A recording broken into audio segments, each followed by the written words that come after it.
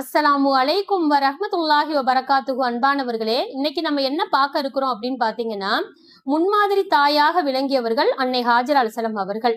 அன்னை ஹாஜர் அலைஹிஸ்ஸலாம் அவர்கள் தன் கணவர் தன்னோட இல்லாம இருந்த போதும் கூட தன் மகனை மிக உயர்ந்த ஒழுக்க மாண்புகளோடு வளர்த்திருந்தாங்க.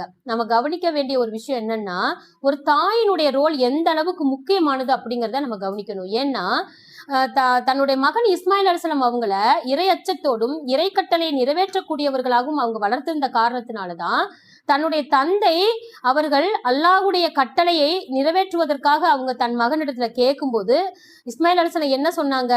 இறை கட்டளையை நீங்க நிறைவேற்றுங்க, நான் பொறுமையாளர்களில் ஒருவராக என்னை நீங்க பாப்பீங்க அப்படின்னு சொன்னாங்க.